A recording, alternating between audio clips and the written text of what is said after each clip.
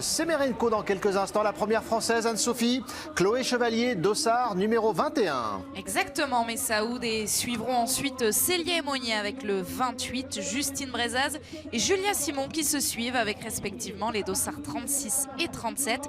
Anaïs Bescon aura le dossard 75 et Caroline Colombo, enfin dernière française, aura le dossard 91. Et cette start list finalement, Alexis, elle nous questionne un petit peu avec des athlètes très très fortes qui partent dès le début. Vous les voyez à l'image, notamment le dossard 2 de Vanessa Hintz, le dossard 3 de Lena Aiki, et puis d'autres athlètes qui partent beaucoup plus tard. On pense notamment à Anaïs Bescon avec le dossard 75. Oui, il y a toujours des choix tactiques à faire hein, dans ces départs en individuel sur les sprints. Il faut choisir son groupe de départ en fonction des conditions météo. Et on le sait, il devrait y avoir normalement un peu de neige en fin de course. Mais il y a eu aussi de la neige nouvelle qui est tombée sur cette piste il n'y a pas longtemps. Donc partir au tout début, c'est pas forcément très bien parce que c'est mieux de passer quand il y a eu déjà quelques passages. Il y a une piste qui va légèrement lustrer, qui va légèrement se damer à certains endroits.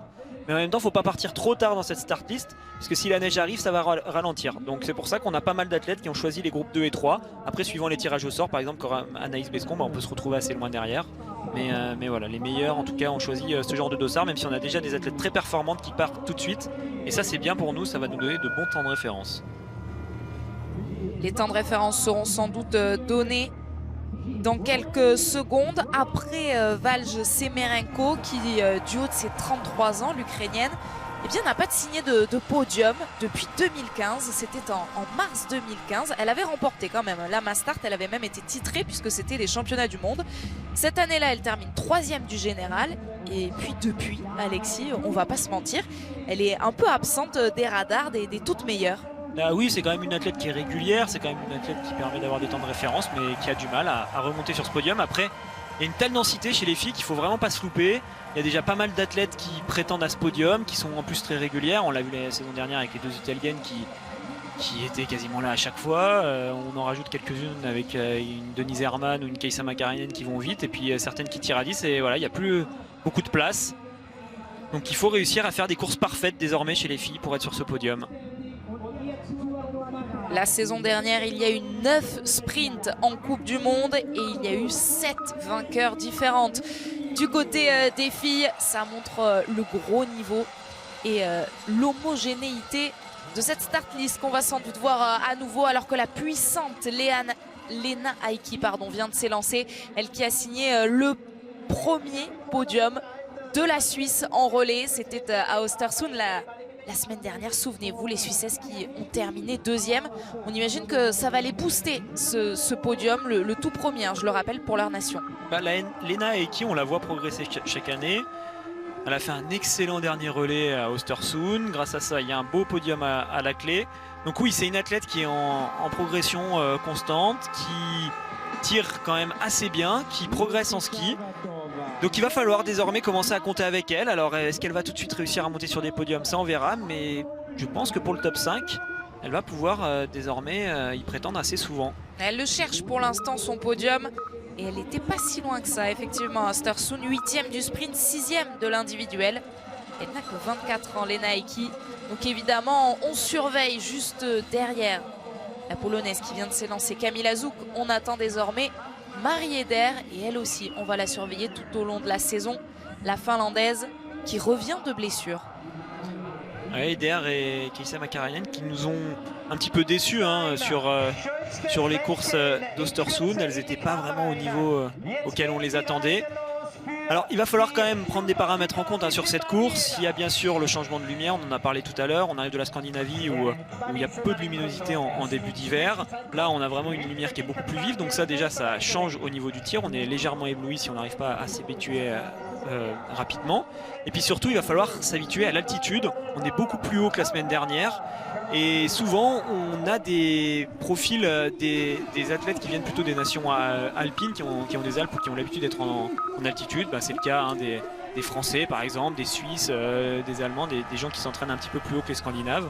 Et il peut y avoir des différences à ce niveau-là, surtout sur le pas de tir quand on va arriver pour les premières balles. Tout le monde va être très essoufflé sur cette première course. Et parmi les changements également entre Östersund et Orfilsen, alors que Vanessa Hintz va passer au premier intermédiaire juste derrière Valj Semerenko, on devine également, Alexis, une neige beaucoup plus compacte que ce qu'on voyait la semaine dernière en Suède. On a un peu plus de neige naturelle. À Östersund, on était quasiment que sur de la neige du snow farming. C'est de la neige qui provient essentiellement de canons à neige. C'est de la production qui est faite pendant l'hiver quand il fait très froid. C'est des neiges qui sont très sèches, mais derrière elles sont stockées, elles évoluent. Avec l'été, elles fondent, elles se transforment. Et quand on les réétale, en général, ça fait une espèce de grosse neige, un peu la neige à poisson, comme de la glace que vous pouvez des fois retrouver chez le poissonnier. Et donc c'est des neiges qui sont en général assez rapides.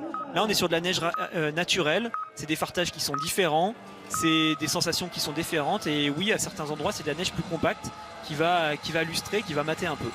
Elle nous a fait très forte impression la semaine dernière pour ses débuts en Coupe du Monde. Elvira Berg a pris le départ, c'est la plus jeune de cette start list, 20 ans à peine. On la laisse partir, on tourne une toute petite page de pub, la seule de cette course. On se retrouve juste après, à tout de suite.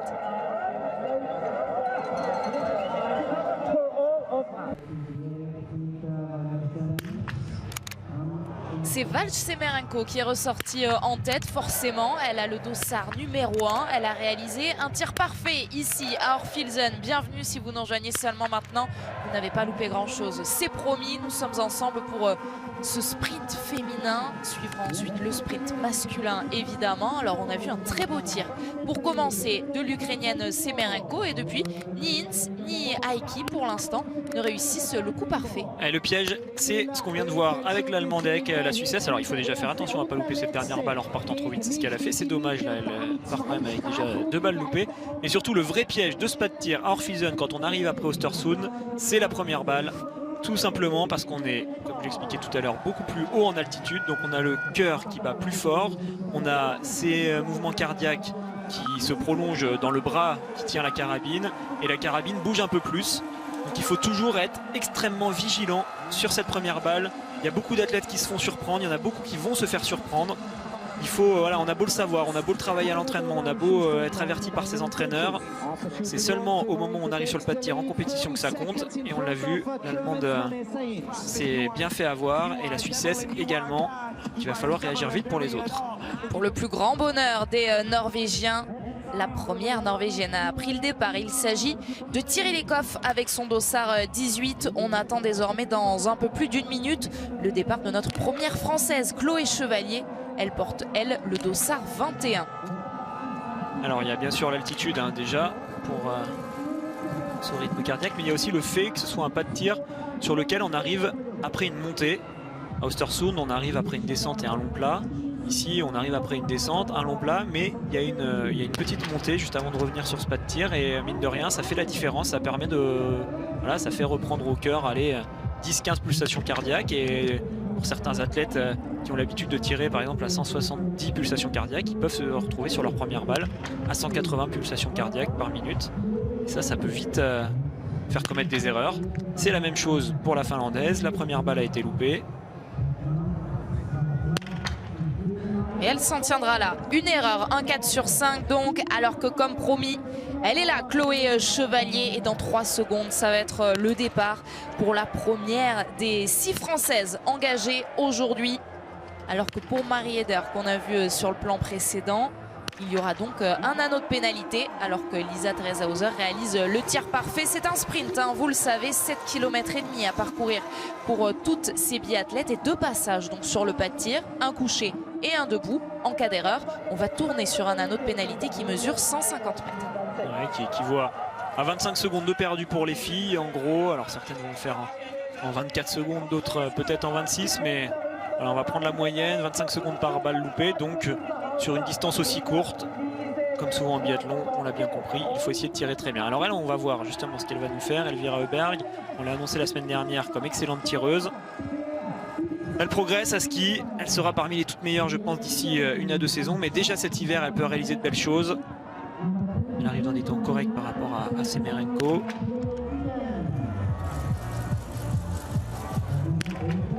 pour elle aussi, il va falloir apprendre à bien dompter chacun des pas de tir de la Coupe du Monde. Tous les sites sont différents, ils ont toutes leurs spécificités. Et elle aussi passera par une erreur sur cette première balle. Et elles sont nombreuses à se faire piéger sur le pas de tir. Seulement 3 pour l'instant sont ressorties avec le 5 sur 5. Tirez Lekhoff, elle, sur la piste, eh bien, elle est la plus rapide alors qu'une autre Norvégienne prend le départ à son tour, Marte Olsbu-Royseland. Et c'est elle, c'est cette jeune femme qui a fêté ses 29 ans la semaine dernière, qui a été la plus rapide en Suède la semaine dernière. Ah, j'attends beaucoup de Royseland, de voir ce que ça va donner sur les skis cette semaine. Elle était largement au-dessus du lot en Scandinavie, à Östersund. Elle allait beaucoup plus vite que tout le monde. En général, elle mettait 15 secondes au deuxième temps de ski. Là, on est sur un profil plus en altitude qui devrait normalement moins correspondre à ses capacités physiques. Donc si elle reste avec la même marge, attention, pour ses adversaires, ça veut dire qu'elle va aller très très vite tout au long de l'hiver. Ça va être intéressant de décortiquer correctement ses temps de ski à la fin de la course. Pas de tir quand même pas simple, hein. L'altitude ok, mais il y a aussi du vent qui souffle assez fort de la gauche vers la droite. Vous le voyez avec les fanions qui sont à droite de l'écran.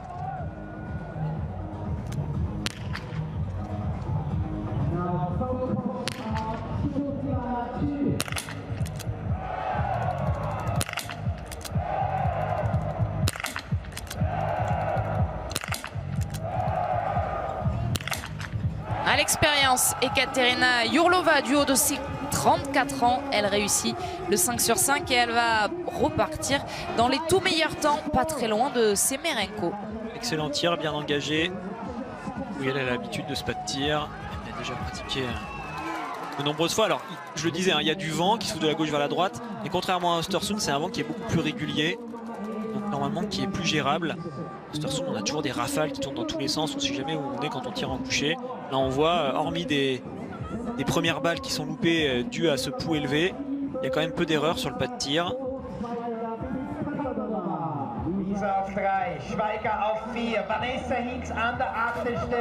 Et évidemment, Lisa Theresa Hauser a les faveurs de cette réalisation. Elle qui joue à domicile, elle fait partie des quelques 5 sur 5 après ce premier tir. Célia Emonier, en haut à droite de votre écran, vient de s'élancer. Elle porte le dossard 28. Elle est vraiment au cœur de ce gros groupe d'athlètes très performantes. Célia Emonier, elle était la meilleure française sur le sprint de la semaine dernière à Östersund. Elle avait terminé dans un top 10 à la 9e place. Ouais, elle avait fait un beau tir avec un 9 sur 10, il me semble. Oui. On attend au moins le même score sur ce pas de tir. On sait que c'est en général une bonne course quand on tire à 9 ici. À 10, ça peut vraiment vous permettre d'être dans le top 5 ou dans le top 10. Mais déjà un 9, ce serait bien. On espère aussi que Célia va être légèrement plus rapide que la semaine dernière en ski. Elle avait des temps de ski intéressants, mais je trouvais un petit peu en dessous de son niveau de l'année dernière. Alors qu'on voit Royseland qui skie fort. Alors elles ne sont pas dans le même tour les deux athlètes, c'est pour ça qu'il y a une telle différence. Mais quand même, ça a l'air d'aller assez vite. On va regarder les temps intermédiaires. C'est Thierry Lekhoff à 1.4 qui est passé en tête avec 3 secondes d'avance sur Charvatova. Et Royseland n'y est pas encore passé pour l'instant. Donc ça revient déjà pour Semerenko sur le deuxième tir.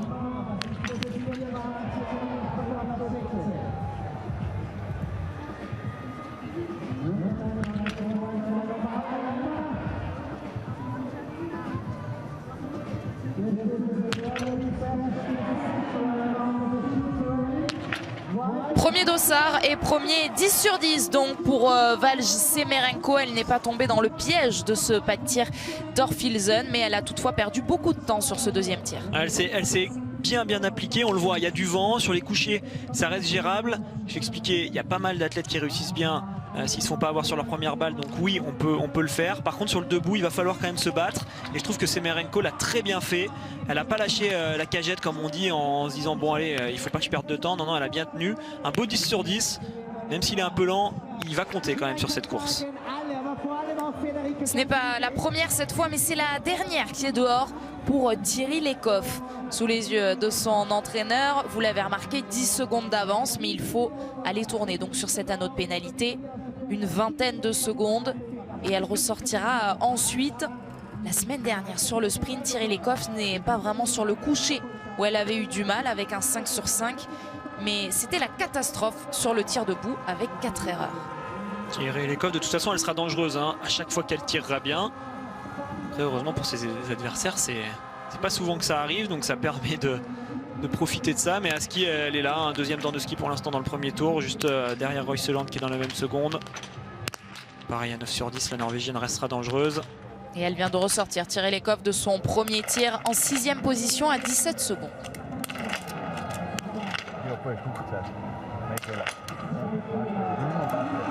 Le plein pour Lucie Charvatova après sa première erreur sur le tir couché. Alors il lui reste 10 secondes désormais pour sortir de ce pas de tir et vous l'avez remarqué, cet intermédiaire de sortie du pas de tir, il se situe quand même à quelques mètres encore. Voilà, il est sur ce grand poteau publicitaire et Charvatova ressort donc en 2e position à moins de 2 secondes de Semerenko. On a un anneau de pénalité sur ce site d'Orphilsen qui est quand même particulier. Il est très excentré par rapport au passage de la piste. Il est vraiment en décalage sur la partie gauche, alors que pour aller à l'intermédiaire, on prend tout de suite à droite. Et ça rajoute rapidement 1 ou 2 secondes de plus. Donc normalement, c'est 25 secondes. Là, ça peut vite être 26-27 secondes de perdu du fait que cet anneau de pénalité soit si loin. Vaut mieux faire les tours de pénalité 2 d'un coup sur le même tir plutôt que faire un tour sur le couché et un tour sur le debout. On perd moins de temps. 2 informations sur votre écran. À gauche, Ekaterina Yurlova est pour l'instant la plus rapide. Après son premier tir, à droite, le premier tir justement, Chloé Chevalier vient de le passer et la première balle est dehors. On va regarder ce que ça donne quand elle sortira de son anneau de pénalité. Célia Imonier vient de passer à l'intermédiaire 1.4. Elle est dans des temps de ski corrects. 6e temps à 5,8 secondes de Royseland. Et dans moins de 10 secondes, c'est désormais Julia Simon qui prendra le départ avec son dossard 37. Vous l'avez donc deviné, Justine Brezaz s'est bien élancée, il y a quelques secondes. Et le deuxième 10 sur 10, c'est bien là. Lisa Teresa Hauser vient de faire le plein. Marte Olsbo-Royseland a de l'avance. Mais attention, car il y a de bonnes tireuses aujourd'hui.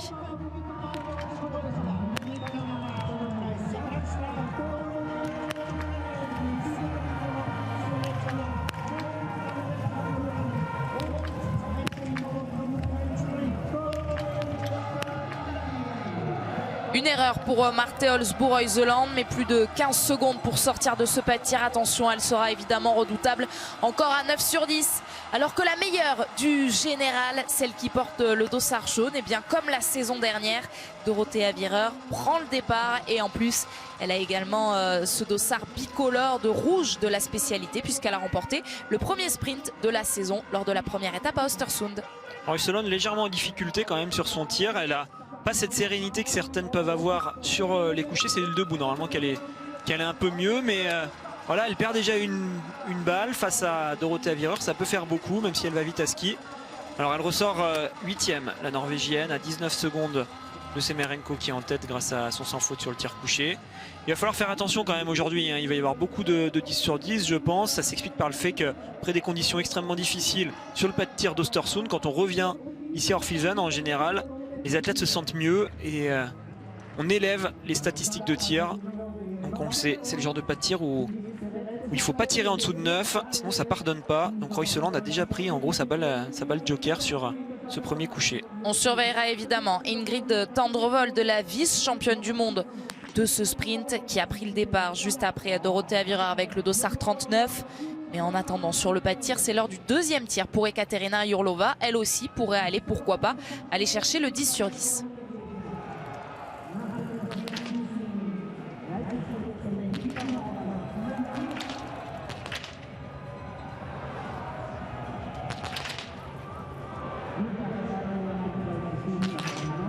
Là aussi, on a noté beaucoup d'applications. Malheureusement, ça ne passe pas. 2 erreurs pour la Russe. Et nos craintes viennent de se confirmer alors qu'une Française est sur le pas de tir. C'est Célia.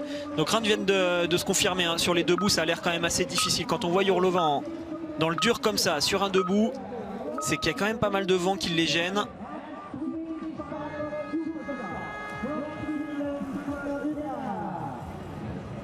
Anna Heuberg, après sa sœur Elvira, vient de prendre le départ. Elle qui a connu un petit coup de mou sur le relais.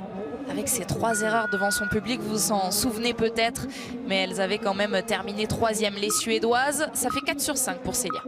Ouais, Célia qui est ressortie avec le 4 sur 5. Là aussi, elle aura pris son joker. Maintenant, il va falloir essayer de faire mieux sur le debout, même si ça s'annonce pas si simple. Avec ce vent qui est en plus en train de forcir. Les fanions ont tendance quand même à bouger beaucoup plus que tout à l'heure. Il faut faire quelques clics déjà sur le coucher. Chloé dans les skis de Dorothea Virer. Ça peut être intéressant pour elle si elle parvient à la tenir. Chloé Chevalier, elle est ressortie 21e du premier tir à 47 secondes et demie. Dorothea Virer, elle passe donc à cette intermédiaire et elle a un petit peu de retard. Ouais, elle est à 5 secondes.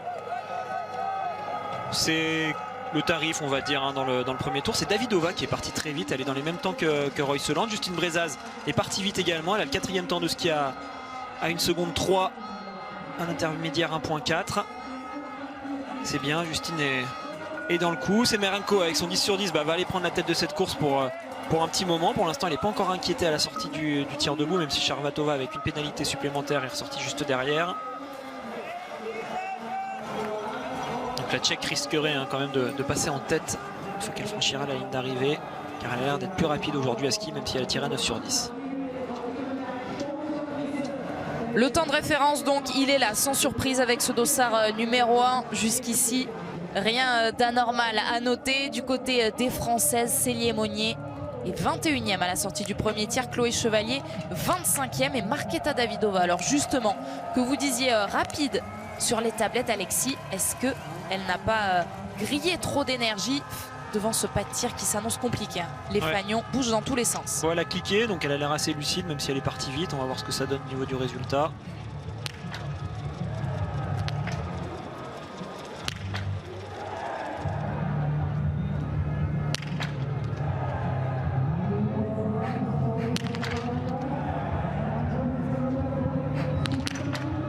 Excellente gestion donc de Marketa Davidova qui, en plus d'être très rapide sur cette piste, ne commet pas la moindre erreur sur son premier tir. Ouais, je la trouve forte, Davidova, elle m'épate, elle est encore extrêmement jeune, mais elle réalise déjà de belles choses. À chaque fois on voit que c'est pas de la chance, quoi. C'est des choses qu'elle gère, elle construit bien ses courses, elle est très intelligente dans sa manière de faire. Allez, il y aura une faute pour Thierry Lecoff, 8 sur 10. Ça peut être pas mal pour elle, qui est rapide à ski.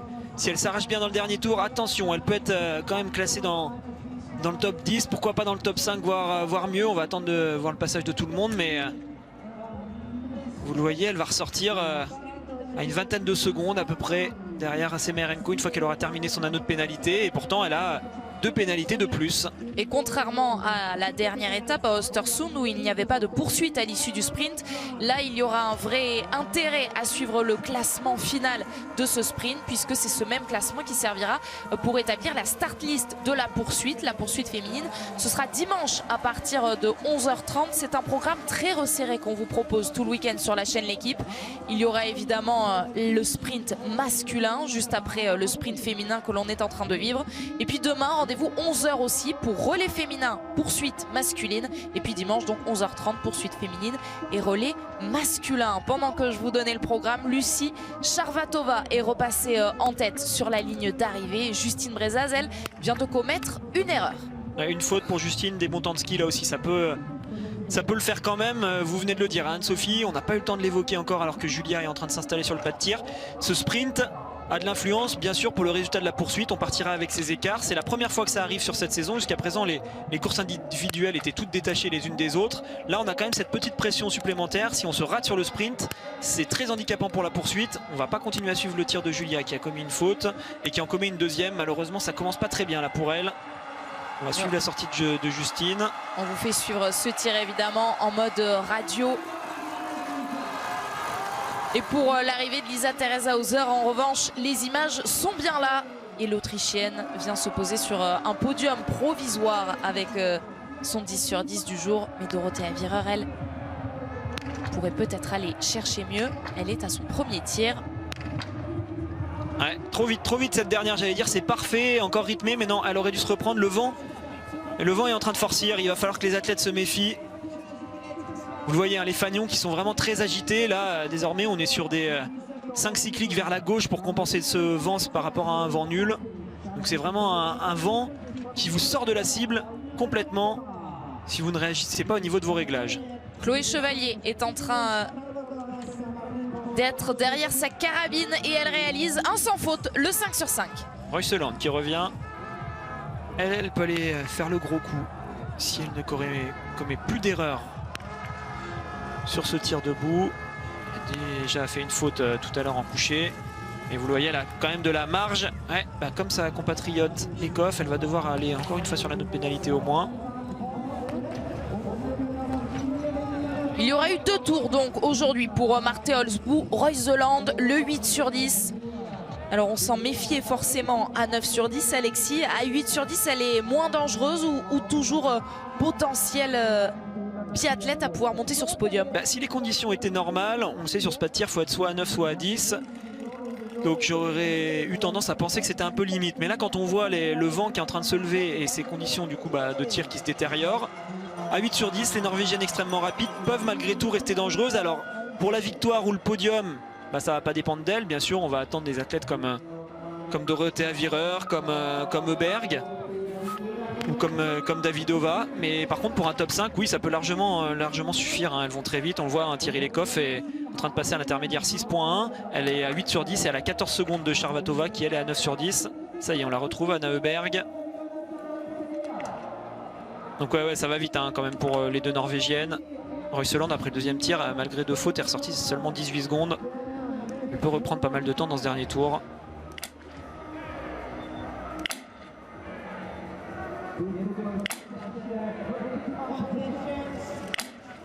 Quel tir, c'est parfait pour Anna Öberg, alors que sa petite sœur Elvira en a terminé avec un 8 sur 10. Elle réalise le 5 sur 5 dès le premier tir. Ouais, elle est un peu plus réveillée que la prod qui n'arrivait pas à suivre ses tirs, qui s'est perdue. En tout cas, la balle qu'on a vue était vraiment plein centre. Donc c'est excellent, en plus c'était rapide. Elle est bien pour l'instant, Anna Öberg. L'arrivée d'Urlova avec pas mal de retard quand même, mais là aussi ça compte pour la poursuite, restez bien classé. Ouais, tout donné donc jusqu'au bout pour aller chercher la meilleure place. Ce sera une 6e provisoire. Et Katerina Urlova qui aurait pu espérer mieux. Mais ce tir debout a été très difficile. 2 balles sorties et donc cette 6e provisoire pour l'instant sur cette ligne d'arrivée, c'est toujours la Tchèque Lucie Charvatova qui est en tête. Ouais, la sortie du deuxième tir, donc c'est toujours Semerenko, mais elle s'est fait doubler sur la ligne d'arrivée par Charvatova qui était 2e. Lisa Teresa Hauser est arrivée, elle 3e, elle est toujours 3e à la sortie du pas de tir. C'est Thierry Lecoff qui est actuellement dans son dernier tour, qui est en train de leur reprendre du temps. Je ne sais pas si ce sera suffisant pour croiser cette ligne d'arrivée devant tout le monde. Elle est à 11 secondes là, à 6.4 Thierry Lecoff, donc il va vraiment falloir qu'elle s'arrache en fin de course pour reprendre ces 10 secondes qui lui manquent. Mona Brorsson qui peut aller chercher un 10 sur 10. Ah, et 2 erreurs malheureusement pour Célia Aymonier qui était si bien partie dans ce tir debout sur lequel elle a largement progressé depuis la saison dernière. Malheureusement 2 erreurs supplémentaires donc et un 7 sur 10 aujourd'hui pour Célia Aymonier. Pour Mona Brorsson, est-ce qu'il y aura un plein? Elle prend son temps pour lâcher cette dernière balle. Elle se reprend bien, elle qui a souvent loupé des coups à cause de ces dernières balles. Et bah ce sera encore le cas aujourd'hui. Mironova qui va très vite à ski, il va falloir la surveiller. Parce qu'elle est vraiment dans les meilleurs. On va suivre avec attention sa sortie du pas de tir. Vous le voyez, elle a quand même 41 secondes pour aller faire son anneau de pénalité. Alors il faut déjà sortir du pas de tir, il faut faire l'anneau de pénalité et ressortir. Ouais, ça va se jouer à rien du tout avec le temps de Semerenko. Une cliente pour pourquoi pas la victoire là avec Mironova. Et ce serait déjà un exploit pour cette Russe de 25 ans qui n'est jamais montée sur le podium. Meilleure performance, c'était 7e sur un sprint justement. Peut-être, pourquoi pas même la victoire aujourd'hui pour Mironova qui est à la fin de son anneau de pénalité. Et la réalisation le sait, on la suit jusqu'au bout. Et oui, elle est en tête, 8 secondes 5 d'avance sur l'Ukrainienne. Ouais, elle est allée très vite dans le premier tour.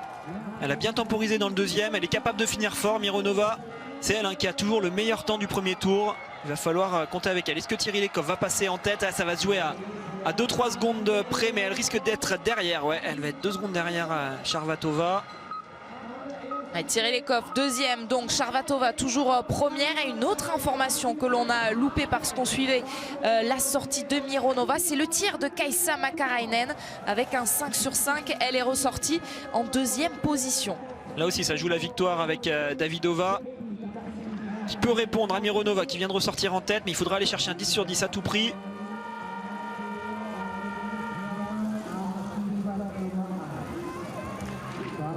Ouais, ça aura coûté cher là, on la voyait pas faire 2 fautes comme ça. Alors les caméras sont assez loin et il y a du vent donc elle bouge, c'est pour ça qu'on voit un peu, c'est flou sur les images. Et ça nous montre encore une fois que le pas de tir est hostile en ce moment.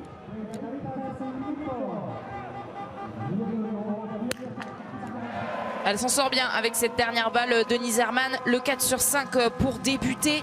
Cette équipe d'Allemagne qui cherche évidemment un résultat après être passé complètement à côté la semaine dernière à Östersund. De Iserman qui pointe quand même à la 9e position du général. Mais évidemment, cette nation est en quête de victoire, au moins de podium. Bon, Davidova qui s'est quand même bien loupé là sur son tir debout. On va attendre l'arrivée de Justine qui devrait arriver sur ce pas de tir dans pas longtemps.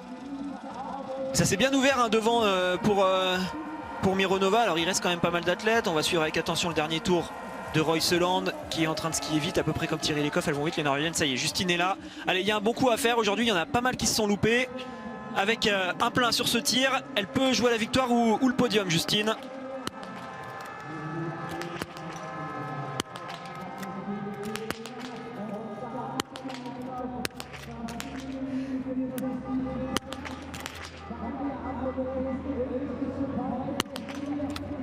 On aurait pu encore y croire. Deux erreurs, Alexis, ça commence à faire beaucoup. Ouais, c'est trop pour Justine sur ce sprint. Alors si elle s'arrache bien dans le dernier tour, elle peut quand même faire une course correcte en vue de la poursuite, ne pas terminer trop loin.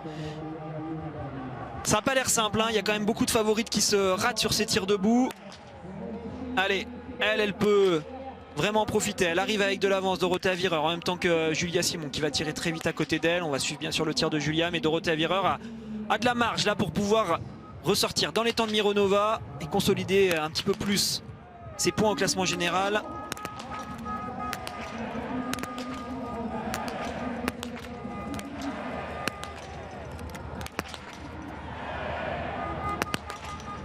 C'est un 5 sur 5, un 9 sur 10 donc aujourd'hui pour Dorothée Avireur qui a encore quelques secondes pour pouvoir ressortir de ce pas de tir et pourquoi pas être en tête devant Mironova. Dans le même temps, vous l'avez remarqué, Julia Simon, elle, a fait une erreur. Tendrevold, on ne l'a pas suivi sur son coucher, on va quand même voir ce que ça donne. Parce qu'elle peut aussi, mine de rien, être dangereuse. Elle était bien classée après le premier tir. Attention, à 10 sur 10, Tendrevold peut se mettre sur le podium.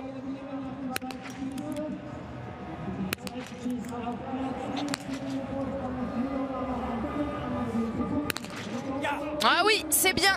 On a entendu le petit cri de joie du clan norvégien. Le 10 sur 10 pour Tendrevold, vice-championne du monde de ce sprint. Attention. De l'entraîneur italien de cette équipe de Norvège. Ouais, ça marche hein, pour Tendrevold qui fait un bon début de saison. Moi, je la trouve plus régulière que l'année dernière. Elle a bien progressé sur ses tirs. En ski, elle reste un petit peu moins rapide que les toutes meilleures. Mais quand même, elle a des temps de ski qui lui permettent largement de jouer devant. Elle vient de le prouver à 10 sur 10. Elle ressort à 3 secondes. Juste derrière Dorothée Avireur qui fait le boulot. C'est comme ça qu'elle gagne ses gros globes en ce moment. Dorothée Avireur. Elle se loupe une fois sur le coucher. Par contre, sur le debout, elle ne fait plus aucun cadeau. On le dit souvent, hein, c'est la régularité qui est importante pour gagner un classement général. Ah, ce sera trop juste aussi pour Royseland qui vient malgré tout terminer 1 seconde devant Ekoff. Elles ont repris, hein, les deux Norvégiennes, beaucoup de temps dans le dernier tour. Et Charvatova, du coup, est toujours en tête. Alors Mironova devrait arriver dans pas si longtemps que ça. Elle aussi va pouvoir jouer le podium. Berg. Et on attend Tendrevold et Vireur dans le dernier tour aussi. «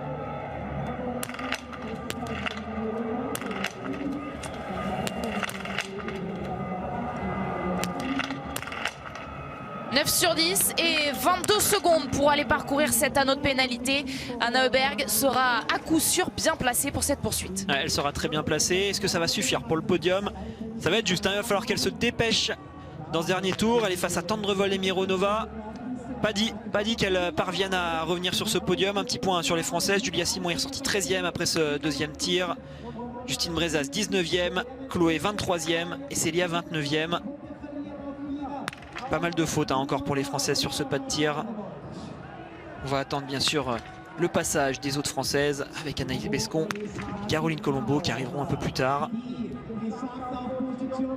Alors qu'il y en a une qui est totalement passée à la trappe. Des images aujourd'hui, il s'agit de Lisa Vitozzi, ressortie 31e après le premier tir et une erreur, elle vient de réaliser le sans faute sur son tir debout. Elle est donc 11e à la sortie de ce deuxième tir, à 41 secondes de sa compatriote Dorothea Virer. Avec le même tir, pourtant c'est pas du tout les débuts qu'on espérait pour la deuxième italienne. Vitozzi est moins bien cette année à ski pour l'instant. On ne sait pas trop ce qui va pas. Est-ce qu'elle en a trop fait sur cette saison d'entraînement en se disant que voilà, c'était l'année où il fallait cravacher pour doubler Dorothea. Ils se sont tirés la bourre très certainement tout l'été. Du côté de la plus expérimentée, ça marche bien. On le voit, Dorothea Virer qui est toujours en tête à la sortie de ce deuxième tir. Par contre pour Vitozzi, c'est limite sur ce début de saison. Même si elle fait d'excellents relais à chaque fois sur les courses individuelles, elle a du mal. Et pour Öberg et pour Vitozzi, face aux Norvégiennes dans le dernier tour, ça peut être délicat. Donc Öberg est ressortie 7e, pas dit qu'elle termine dans le top 10 à la fin de cette course.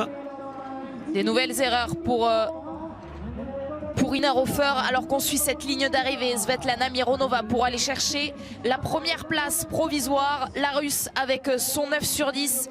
Et pour l'instant sur la plus haute marche et viendra très certainement aujourd'hui chercher sa meilleure performance en carrière. Kaisa Makarainen, attention, là aussi il y a une cliente pour la victoire. Ouais, 45 secondes d'avance pour l'instant, enfin 45 secondes pour tirer ressortir. Elle a une balle d'erreur pour potentiellement rester sur le podium.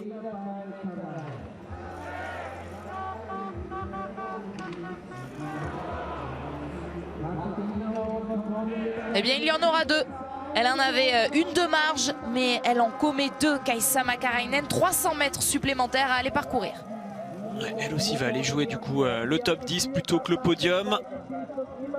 Dorothea Virer, toujours en tête, 14 secondes d'avance sur Mironova. Elle est en train de terminer fort. Elle avait 5 secondes d'avance sur la Russe. Désormais, elle en a beaucoup plus. On voit Justine qui est pas loin derrière elle. Là, allez Justine, il faut s'arracher pour la poursuite. Julia est là aussi, mais elle a l'air forte, Dorothea Virer sur cette course. Tendrevold qui se bat également pour le podium va revenir très certainement sur Julia qui est juste devant elle. Elle est en train de s'arracher là, tout en fréquence, la Norvégienne.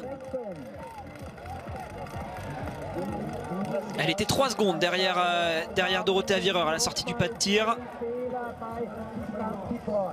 Toujours le même temps. Attention, attention pour Dorothea Virer. Il va pas falloir faiblir car Tendrevold a l'air rapide dans ce dernier tour. Et on en prend plein les yeux dès la première course de cette deuxième étape ici à Orfilsen avec ce sprint féminin. Il y aura évidemment le pendant masculin un petit peu plus tard dans la journée, 14h20. Mais on va rester à l'antenne pour débriefer la course des filles et vous présenter la course des garçons. C'est une très belle journée biathlon sur la chaîne L'équipe puisqu'on est ensemble jusqu'à un peu plus de 16h me semble-t-il. Denise Herrmann, elle, allez, pour redorer le blason de cette équipe allemande, toujours en quête de résultats.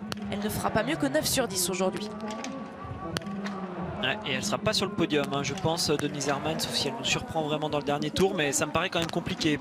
Ouais, avec 2 tours, c'est terminé. Les Allemandes qui ont du mal, vous l'avez dit, Anne-Sophie, un seul podium en relais à Östersund, aucun podium individuel. Il n'y a pas grand chose à se mettre sous la dent pour l'instant pour eux.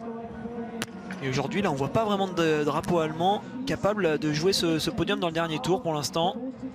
Kriouko non plus ne réussira pas à aller chercher le 10 sur 10. Pour l'instant, j'en compte 1, 2, 3, 10 sur 10 seulement sur cette ligne d'arrivée. 32, 33 maintenant biathlètes viennent d'arriver.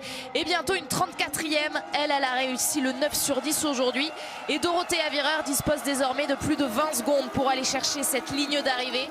Et elle va y parvenir en tête. Elle va être première provisoire pour l'instant devant Mironova. Ouais, on va attendre le passage de Tendrevold car j'ai l'impression qu'elle a perdu un peu de temps par rapport à Justine.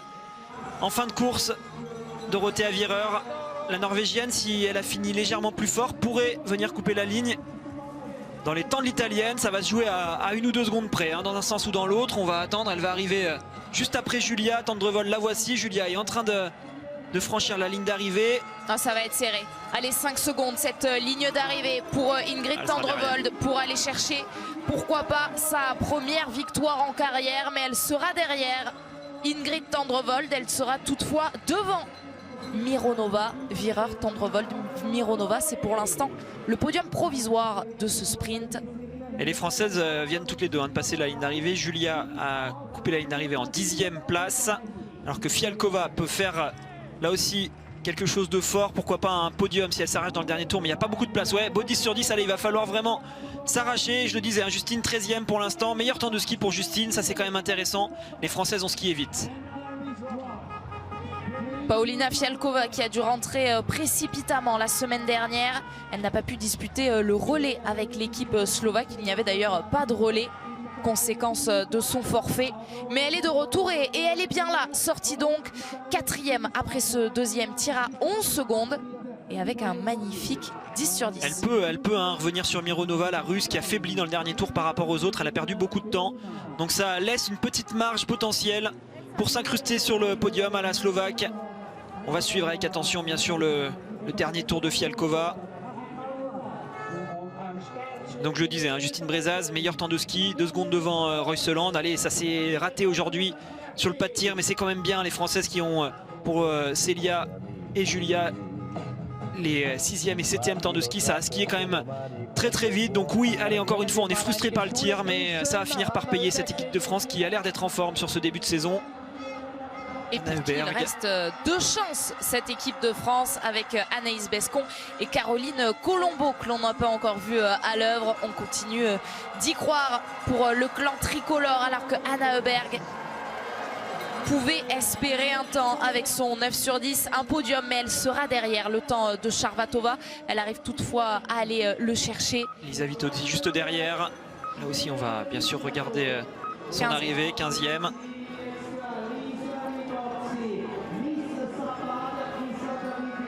Que c'était dur, vous les voyez ces images pour Anna Heuberg qui vient s'échouer au pied de ce podium provisoire. Voilà le récapitulatif avec le drapeau norvégien que l'on voit en force. Ingrid Tendrevold, Marte Olsbo-Reuseland et Thierry Lecoff, malgré leurs erreurs, elles sont bien là aux premières places.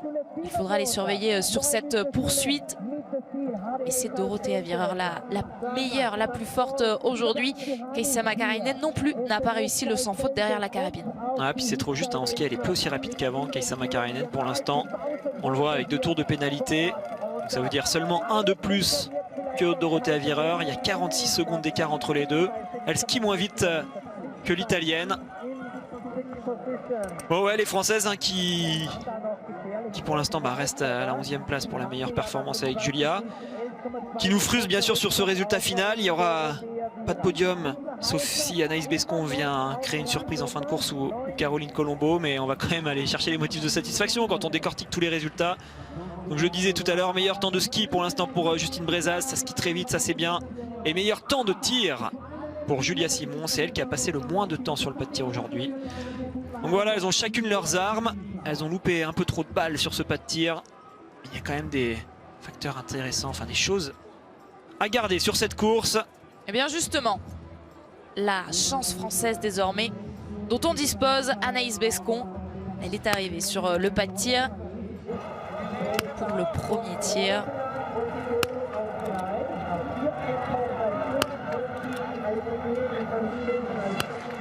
Et c'est impeccable pour Anaïs. Les débuts d'Anaïs Bescon se concluent par un 5 sur 5. Alors évidemment, on va surveiller sa sortie après le premier tir. On a les yeux fixés sur nos tablettes et ce sera une 19e place, mais 18 secondes de retard sur Mironova. C'est la Russe qui était ressortie en tête du premier tir. C'est très bien fait pour Anaïs. Le vent a affaibli hein, sur le pas de tir. On le voit désormais, les fanions soufflent moins fort. Donc sur son debout, ça devrait être plus facile que pour certaines athlètes tout à l'heure qui ont dû tirer dans du vent. Et on a suivi le premier intermédiaire pour le passage de Fialkova qui a désormais 5 secondes de retard sur la Russe qui est 3e, sur Mironova. Donc ça va se jouer à rien du tout entre la Slovaque et la Russe. Je le rappelle, hein, Mironova a eu du mal à finir. Elle a perdu 4 secondes dans le dernier intermédiaire. Donc ça pourrait permettre à la Slovaque de lui passer juste devant pour venir sur ce podium provisoire. Dernier coup de bâton pour Kaisa Makarainen. Faire le maximum évidemment pour se placer pour la poursuite qui aura lieu dimanche. On se donne rendez-vous à partir de 11h30 dimanche pour cette poursuite féminine qui sera suivie par un relais masculin, un programme très condensé ici à Orphilsen, mais ce n'est pas pour déplaire à tout le monde. Simon Détieux par exemple disait que ce rythme lui plaisait plutôt bien, enchaîner les courses, ça réussit à certains athlètes.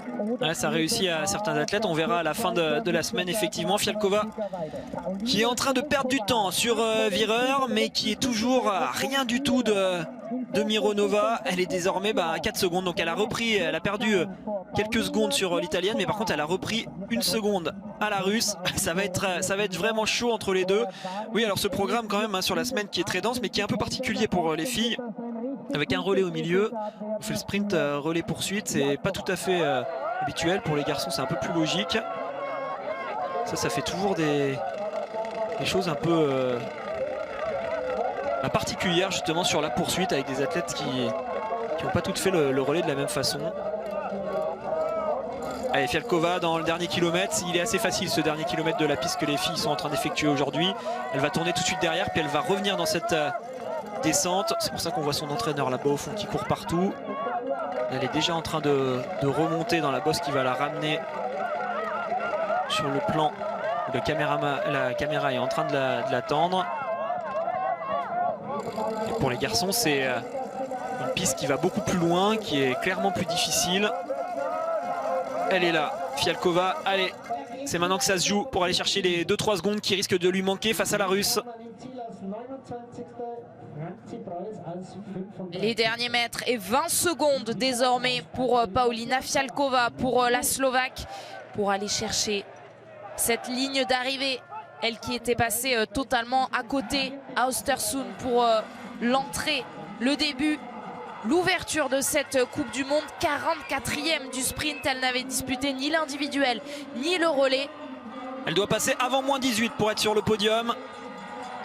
C'est le retard de Mironova sur cette ligne d'arrivée, 18 secondes de retard sur Dorothea Wierer. Il en reste plus que 3 désormais, 2 secondes. Elle se bat jusqu'au bout, mais malheureusement ce ne sera pas suffisant pour Paulina Fialkova, qui vient prendre la place d'Anna Heuberg, qui elle était 4e jusque-là. Dorothea Wierer toujours pas inquiétée, et ce podium qui tient avec Tendrevold et Mironova donc qui pourrait monter sur la boîte pour la première fois de sa carrière. Et Mironova qui a faibli dans le dernier tour, mais qui malgré tout a su résister au retour de Fialkova, qui lui a repris finalement moins de secondes que ce qu'on pensait. Elle vient échouer à 4 secondes de ce podium. Et encore une fois, on le voit, c'est serré quand même pour les 10 premières positions. On va avoir une belle poursuite comme souvent à Orphilsen. On a toujours des poursuites extrêmement serrées. Julia Simon s'en sort quand même pas si mal avec un 7 sur 10. Terminé 13e à 56 secondes, c'est plutôt correct.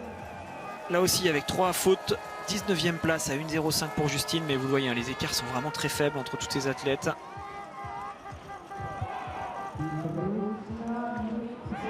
Une poursuite aux allures de mass start. On vivra ça donc à partir de dimanche. J'espère que vous avez bien noté ce rendez-vous. Et aujourd'hui, nous sommes ensemble jusqu'au milieu de l'après-midi. On va évidemment vivre le sprint masculin avec là aussi des Français engagés jusqu'en fin de start list, tout comme chez les filles avec Anaïs Bescon et ce gros dossard, le 75. Mais Anaïs qui peut toujours aller chercher un 10 sur 10. Avec un 10 sur 10, elle ferait une belle course, Anaïs. Alors là, elle est dans le 2e tour. Comme je le dis souvent, c'est le tour où on temporise. C'est celui où on utilise sa vitesse de croisière, on va dire. Et ensuite, dans le dernier tour, on réaccélère, on essaie de s'arracher. Elisabeth Högberg pour son tir couché, qui peut pourquoi pas venir aller chercher un top 15, mais pour faire mieux normalement, elle n'inquiéterait pas celles qui sont sur le podium actuellement. En plus il y a une faute, ça va être un peu juste, on va quand même faire attention. Elle a l'air d'être dans des temps de ski assez corrects aujourd'hui.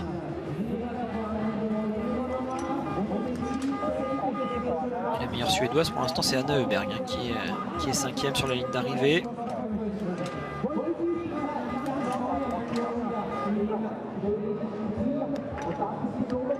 Et une autre norvégienne à l'image, alors qu'il y en a une pour l'instant sur ce podium, ça tient. Il s'agit de Synnøve Solemdahl qui fait son retour en Coupe du Monde, elle qui n'a pas participé aux épreuves d'Östersund. La concurrence est rude dans cette équipe de Norvège. On a su la sortie de Nicole Gontier qui vient de réaliser un 5 sur 5 sur son tir couché, l'italienne. Sur son tir debout peut-être plutôt. Elle ressort 21e avec 2 fautes, Nicole Gontier. Solemdal qui fait un début de course correct avec ce 5 sur 5. Atanski plutôt bien, même si elle va ressortir avec du retard. Elle peut jouer quelque chose sur son tir debout. Alors il va pas falloir laisser de rythme, hein. On sait que ça a terminé très fort pour celles qui sont sur le podium actuellement. Mais c'est bien là cette sortie après le premier tir pour la Norvégienne. Alors Synnøve Solemdal, elle a le dossard 88. Anaïs Bescon, elle a le dossard 75. Et elle est en train d'arriver pour ce tir debout, le deuxième. Un 10 sur 10 à aller chercher. Allez, il faut le faire, il n'y a plus de vent. Une belle course à valider. Il n'y a plus de vent par rapport à tout à l'heure. On avait bien insisté là-dessus en début de course. Vent très fort gauche-droite. Là, c'est tout parfait pour Anaïs. Regardez, c'est Fagnon qui ne bouge plus du tout. Donc sur un tir debout, c'est quelque chose qui aide énormément, hein, entre une athlète qui va tirer dans le vent et une athlète qui va tirer avec un vent comme celui qu'Anaïs a actuellement. Il faut vraiment le faire fructifier et en profiter, ne pas commettre d'erreurs bêtes. Ce serait très très bien pour se placer pour la poursuite.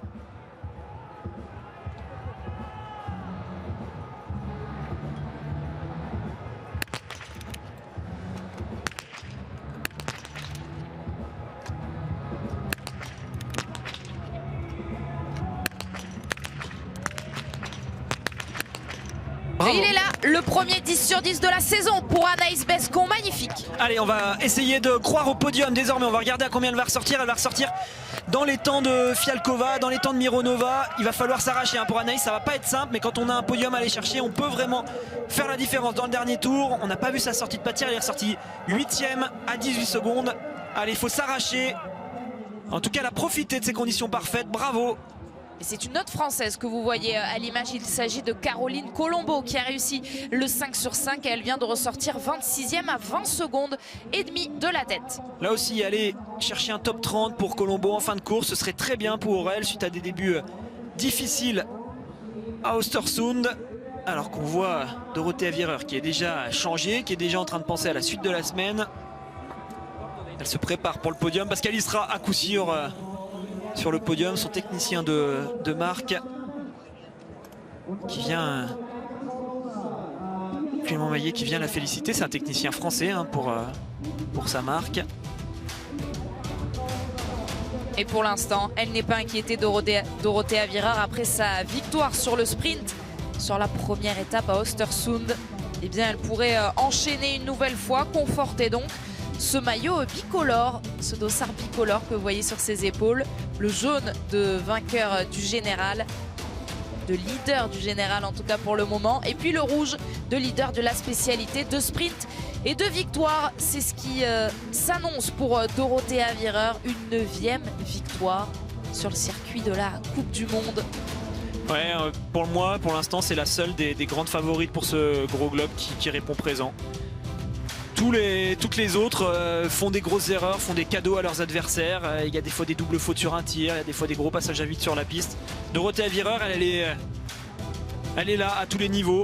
Alors c'est pas à chaque fois des tirs parfaits. Aujourd'hui elle termine pour l'instant première. Alors on verra si ça tient jusqu'à la fin de la course, mais ça semble quand même très bon pour elle, hein. Elle termine première avec un 9 sur 10. Ça suffit quand les autres grandes favorites se loupent avec une ou deux fautes de plus. L'italienne, elle fait le boulot et c'est grâce à ça pour l'instant qu'elle assure ce dossard jaune. Tendrevol fait une excellente course et on va bien sûr suivre avec attention le dernier tour d'Anaïs Bescon, hein, qui est ressorti 8e après ce deuxième tir et qui peut aller chercher un top 5, un podium. On va tout espérer, on va attendre de voir le premier intermédiaire pour la Française.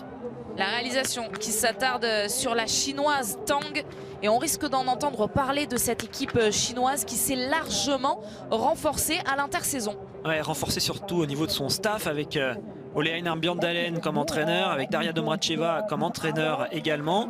Jean-Pierre Amat pour le tir, lui qui a formé tant d'athlètes de l'équipe de France.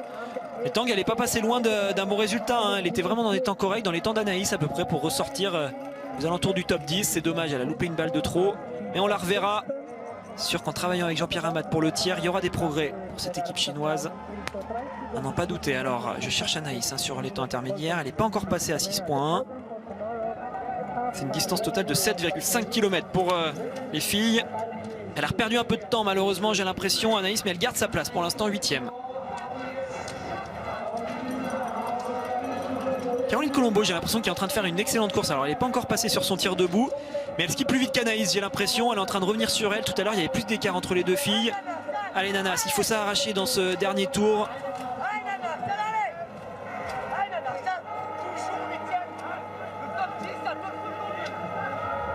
Ouais, ce top 10 qui tient pour Anaïs Bescon, c'est les informations qu'elle a entendues au bord de cette piste. Elle était 8e à ce nouvel intermédiaire.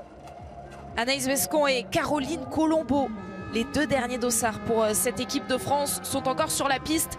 Il pourrait y avoir de très beaux résultats. Le top 10 à aller chercher aujourd'hui pour Anaïs Bescon.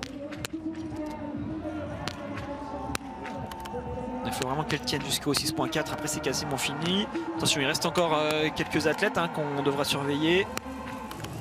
Pedrouchna, Restova. Restova qui fait un cadeau. Et c'est la même chose pour l'Ukrainienne qui là aussi en laisse une. 9 sur 10 donc pour Pedrouchna. Ça fait quand même un beau résultat sur ce pas de tir, puisqu'aujourd'hui, des 10 sur 10, il n'y en a pas beaucoup. J'en compte 4, 5. Caroline qui continue à reprendre du temps sur Anaïs. Alors c'est surtout Anaïs qui perd du temps par rapport à la tête, mais on le sait, Dorothée Avireur est allée plus vite que pas mal d'athlètes dans ce dernier tour. C'est quand même toujours Justine Brezaz qui a le meilleur temps de ski de cette course. Pour Anaïs, ça a l'air d'être quand même moins rapide que sa compatriote, mais allez, ça peut tenir vraiment pour ce top 10. Il faut qu'elle s'arrache. Zbilout qui vient faire très belle course. Elle fait reculer Julia malheureusement. Mais elle ne parviendra pas malheureusement à aller chercher ce top 10. 12e provisoire. Et elle pourrait reculer à nouveau donc, puisque Anaïs Bescon pourrait s'y immiscer dans ce top 10. C'est ce qu'on souhaite à la Française qui est encore sur cette piste. Après aujourd'hui son très beau 10 sur 10. Dorothée Avireur première pour l'Italie. On a Vitotti qui est actuellement 18e. Nicole Montier qui vient de passer la ligne d'arrivée en 23e position. J'ai pas vu passer Sanfilippo. Si Sanfilippo est 36e actuellement. Voilà, une équipe d'Italie qui est peu homogène. C'est surtout une Lisa Vitotti qui est pas vraiment à la place à laquelle on attendait, avec le même tir que Dorothée Avireur. Elle est 1 minute derrière. Allez, on va voir Anaïs qui va arriver dans pas longtemps. On va regarder le deuxième tir de Solemdal qui est vraiment dans le temps très correct. Je suis épaté de l'avoir aussi rapide à ski là, Solemdal. Je m'attendais pas à ça. Bon, il faut encore qu'elle tire, ça va prendre environ 30 secondes, mais elle pourrait ressortir, pourquoi pas, dans les temps d'Anaïs à peu près, pour aller jouer le top 10 elle aussi.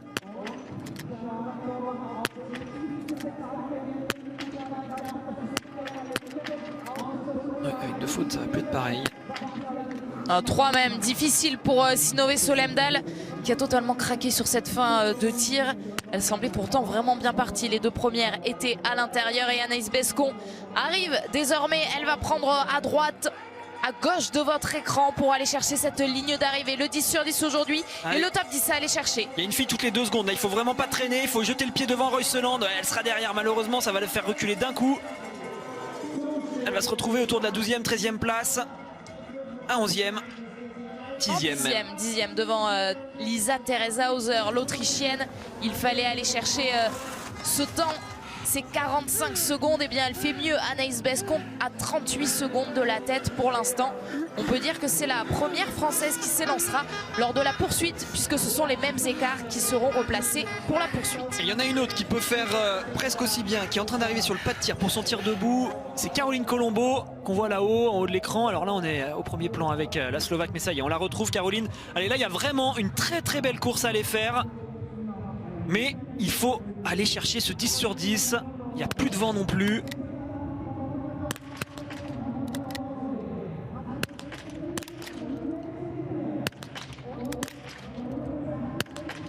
En 9 sur 10, ça restera une belle performance aujourd'hui pour Caroline Colombo, mais elle pourra forcément nourrir des regrets. Ouais, à 10 sur 10, ça aurait été exceptionnel. Elle serait allée jouer le top 10. Là, on va suivre sa sortie de pénalité. Elle va pouvoir aller chercher, je pense, aller, pourquoi pas, un top 15, Caroline Colombo. Et ça ferait quand même un beau résultat d'ensemble pour les Françaises, même si on n'aura pas d'athlète représentante de notre beau drapeau sur le podium. Elles sont quand même assez bien classée.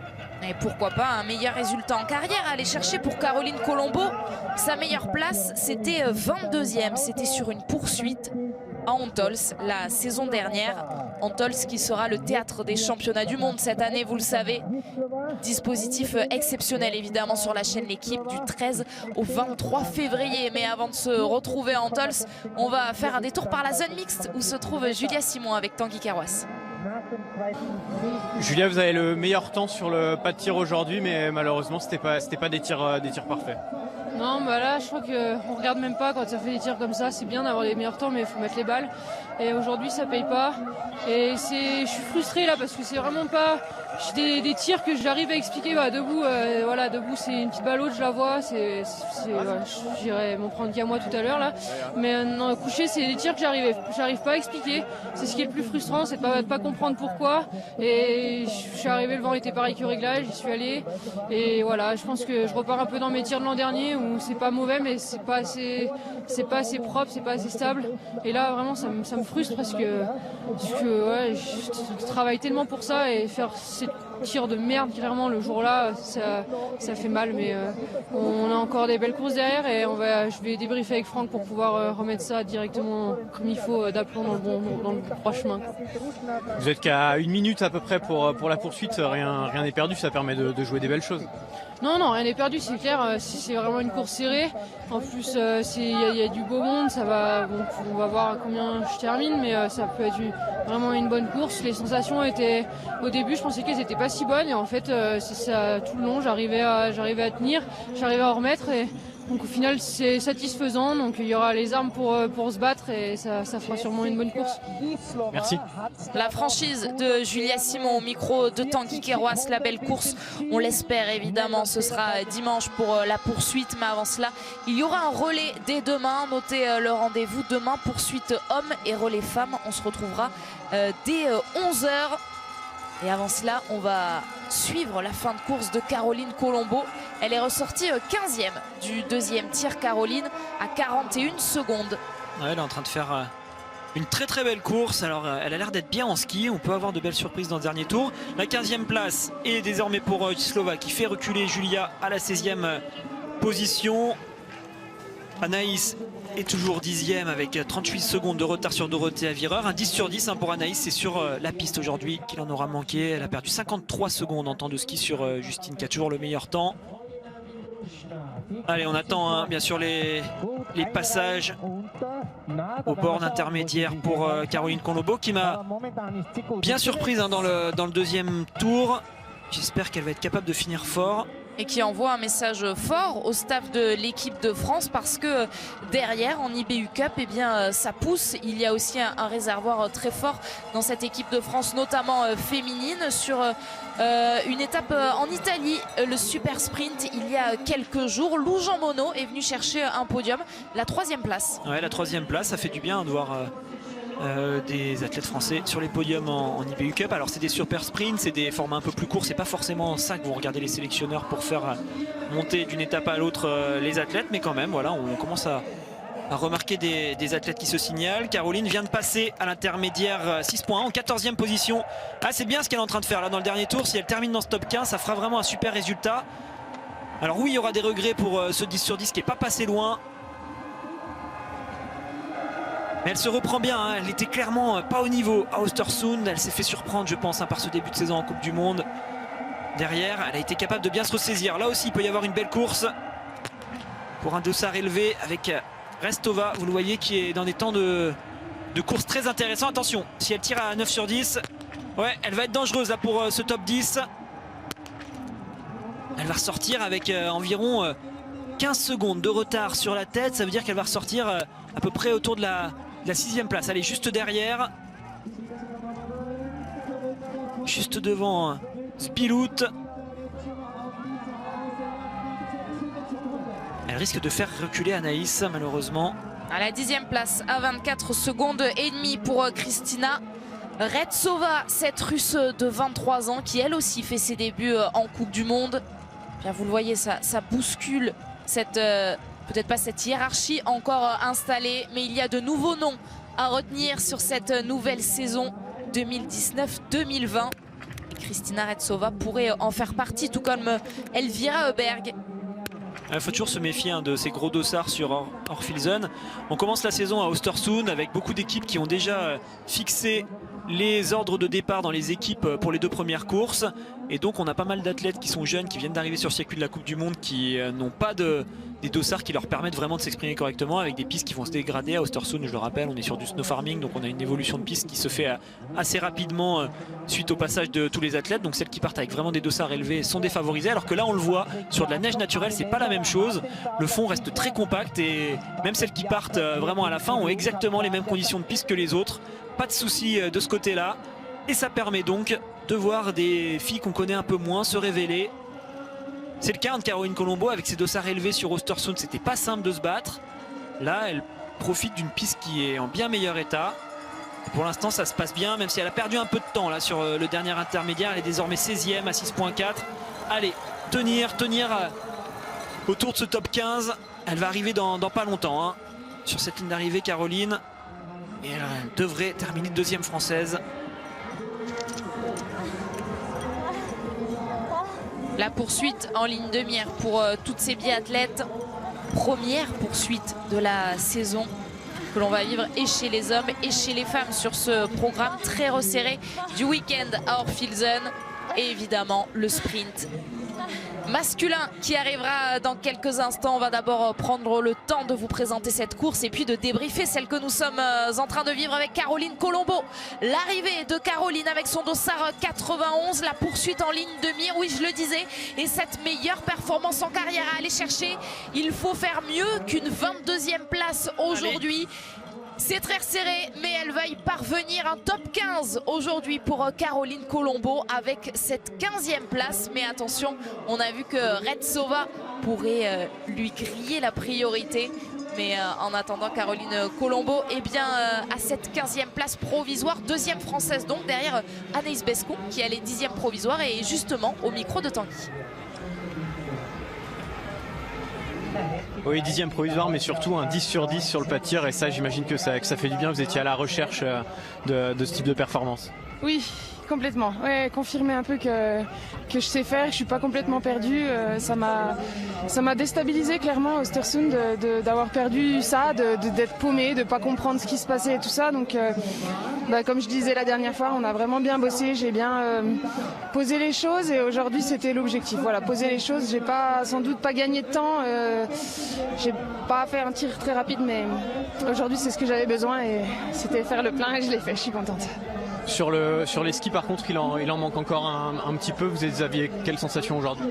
Moi personnellement j'ai tout donné, j'ai rien gardé. Je me suis même dit que ça allait être difficile du coup demain et après-demain, mais je pense que peut-être qu'il faut aussi le temps de relancer la machine sur cette piste qui est complètement différente d'Östersund. C'est pas du tout la même neige, c'est pas du tout les mêmes sensations sous le ski et il y a un petit peu d'altitude quand même. Moi j'ai finalement passé plus d'1 mois en Scandinavie, très bas en altitude et peut-être qu'aujourd'hui mon corps il accuse un petit peu le coup quand même et qu'il faut juste que je le remette un peu dans le bain, on va dire. Ça vous place à une 40aine de secondes sur la poursuite, mais avant la poursuite il y a un relais, c'est assez original cette semaine le programme. C'est original oui et non, parce que moi depuis toutes ces années où je viens à Orfilsen, c'est pas la première fois qu'ils nous font le coup. C'est vrai que c'est vraiment particulier. Moi, perso, j'aime pas vraiment, mais de toute façon, on n'a pas le choix. Ça fait déjà quelques temps que j'ai oublié le j'aime et j'aime pas. De toute façon, on n'a pas le choix, on fait. C'est pareil pour les pistes, et on n'aime pas, on y va quand même. Donc voilà. Moi, de toute façon, le relais, c'est toujours une course que j'apprécie. Donc de toute façon, demain, ça va être avec plaisir quand même mettre le dossard. Merci Anaïs. Et on sera là évidemment pour suivre ce relais féminin. Alors Alexis, justement avec ce programme un petit peu particulier, est-ce qu'on peut s'attendre à des impasses? Ouais, il va falloir faire les comptes pour l'équipe de France. Alors déjà on voit les temps de passage de Retsova à l'image qui est en train de perdre du temps sur les Françaises, donc elle devrait rester 10e et 15e. C'est chouette pour toutes les deux, un top 10 pour Anaïs, ça lui fera du bien, top 15 pour Colombo, ce sera une très belle ligne sur son palmarès désormais. Et oui, on va voir pour le choix déjà de l'équipe de France. Il va y avoir le choix entre le ski et le tir un petit peu. On voit qu'il y a 4 Françaises qui sont extrêmement rapides. C'est Justine Breza, Célia Emonier, Julia Simon et Caroline Colombo. Elles sont toutes les 4 dans les 25 meilleurs temps de ski. Meilleur temps de ski pour Justine, 7e et 8e temps de ski pour Célia et Julia. Donc c'est aller vite. Caroline est rapide aussi. Elle va quand même plus vite qu'Anaïs. Et puis en face justement on a le tir avec Anaïs qui a tiré à 10 sur 10. Donc il va falloir composer un quatuor avec tout ça. C'est les entraîneurs sélectionneurs qui feront les choix. Et d'ailleurs, ils doivent déjà être en train d'en parler sur le pas de tir en ce moment pour essayer de voir ce qu'ils vont faire pour demain. Est-ce que ça vaut le coup de laisser une Anaïs au repos? Mais au vu de ce qu'elle a dit, Anaïs, vu qu'elle a été longtemps à basse altitude, le mieux, c'est que justement elle fasse des courses et d'une course à l'autre, elle va se sentir de mieux en mieux. Si elle accuse le coup à cause de cette altitude, elle a peut-être eu du mal à la digérer sur cette première course. Et si elle fait le relais de demain, déjà elle devrait se sentir beaucoup mieux, beaucoup plus rapide. On voit à l'image justement les échanges entre Franck et Anaïs qui doivent certainement être en train de parler ce genre de choses. Il y aura peut-être un choix pour l'équipe d'Italie et Dorothea Virer. En attendant, on va la retrouver, Dorothea Virer, dans quelques instants sur le podium pour une nouvelle victoire dans cette saison. Mais tout de suite en zone mixte avec Tanguy. Hi Doro, not a perfect shooting, but the first place for sure.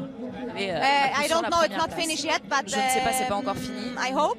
Mais of j'espère. course, front shooting it was not my best, especially the last. Mon tir debout n'était pas parfait.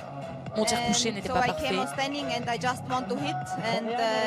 Mais quand je suis arrivée sur le debout, il fallait juste que je fasse basculer toutes les cibles.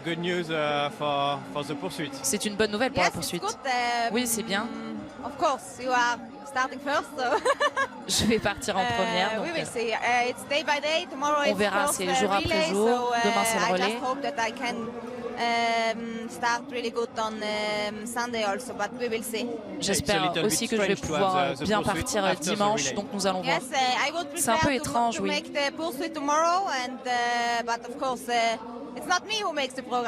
C'est pas moi qui fais le programme, j'aurais préféré faire la poursuite demain, mais je ne choisis pas. Elle a le sourire, Dorothea Virer. Évidemment, elle va continuer à répondre aux interviews de tous les journalistes qui veulent ses premières impressions avant de la retrouver sur ce podium. Et on sera avec elle, on va la suivre jusqu'à cette toute première marche du podium qu'elle va donc partager avec une Norvégienne aujourd'hui, Ingrid Tendrevold, et avec une Russe, Mironova. Et en attendant, c'est une autre Française que l'on va retrouver, Caroline Colombo, et ce magnifique top 15, meilleure performance de sa carrière, donc elle est avec Tanguy.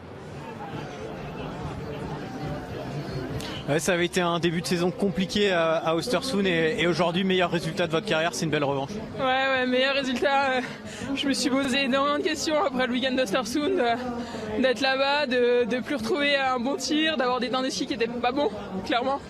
Je me suis pas mal remise en question vraiment, où je me suis dit est-ce que j'ai fait les choses correctement ou quoi. J'ai pas mal discuté avec mes coachs et puis au final je savais que je pouvais m'appuyer sur une base solide vraiment et puis voilà, aujourd'hui j'ai fait le job, on va dire. Un temps de ski qui doit être correct, ma meilleure place, et un 9 sur 10, ça fait du bien, ouais.